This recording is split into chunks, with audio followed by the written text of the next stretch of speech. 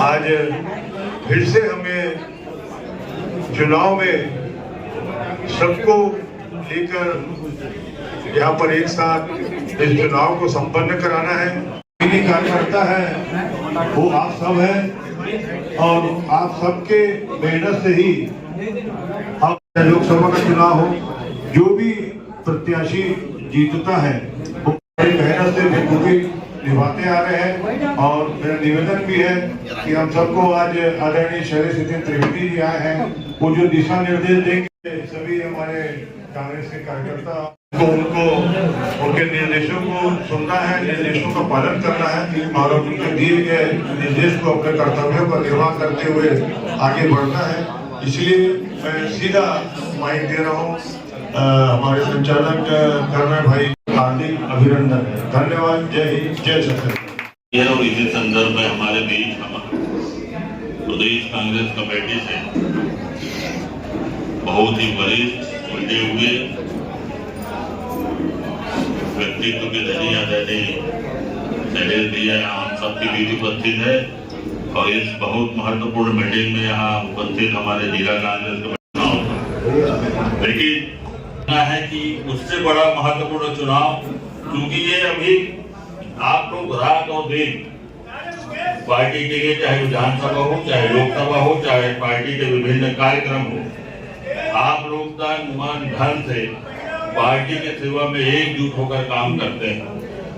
अब बहुत ही महत्वपूर्ण चुनाव है, जो चुनाव आप सबका चुनाव है, जो आप लोग रात और दिन कांग्रेस पार्टी के लिए लड़ाई लड़ते हैं। चाहे जिस वार्ड में हो, चाहे जिस बूथ में हो, आप लोग हमेशा कांग्रेस का झंडा ऊंचा लेकर कांग्रेस की लड़ाई, आम जनता की लड़ाई लड़ते हैं। ये बहुत ही महत्वपूर्ण चुनाव है, ये आप लोगों का चुनाव है। इसे बड़ी गंभीरता से हम सब मिलकर इस चुनाव को लड़ेंगे और सफलता हासिल करेंगे। महापौर का चुनाव डायरेक्ट प्रत्यक्ष चुनाव है, बहुत ही महत्वपूर्ण है, इसलिए सभी वार्डों में भी बड़ी जिम्मेदारी से, बड़ी गंभीरता से हम सबको मिलजुल कर चुनाव लड़ना है।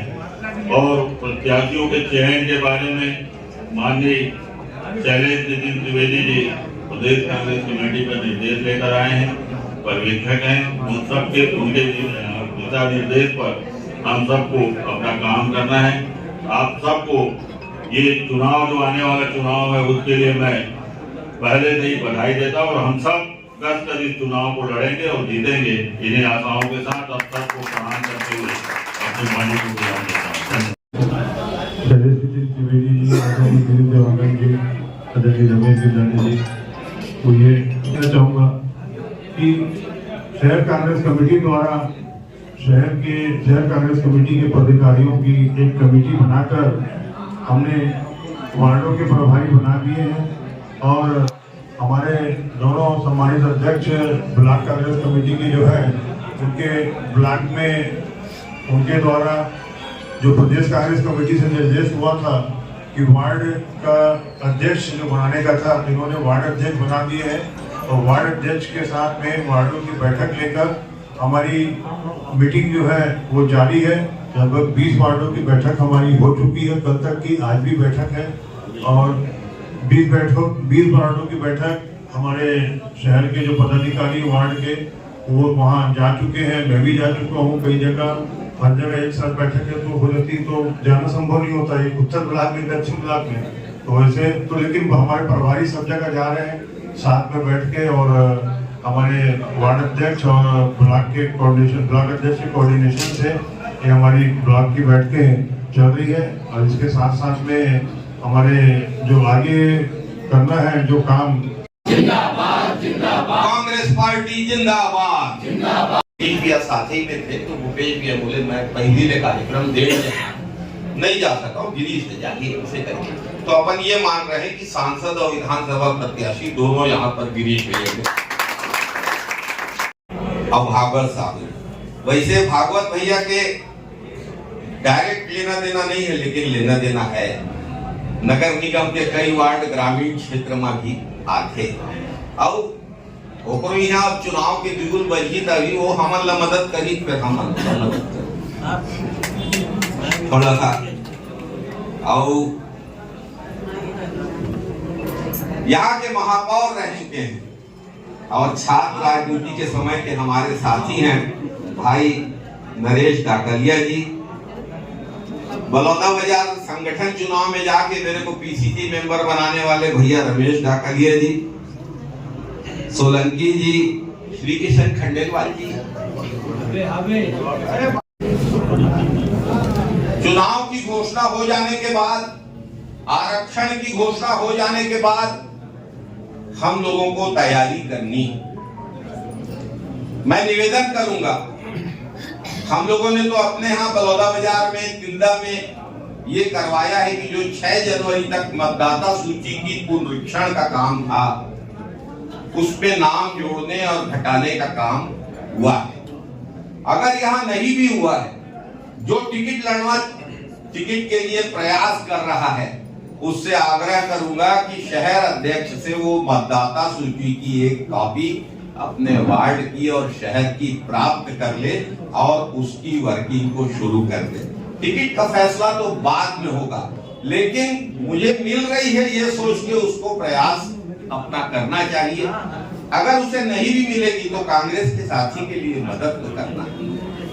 दूसरी बात, जो प्रत्याशी बनना चाहते वार्डों के लिए अपने आवेदन के साथ जितेंद्र मुदलियार जी, शमन देवांगन जी, सूर्यकांत जैन जी, निखिल द्विवेदी जी, राजनांदगांव की युवा आवाज,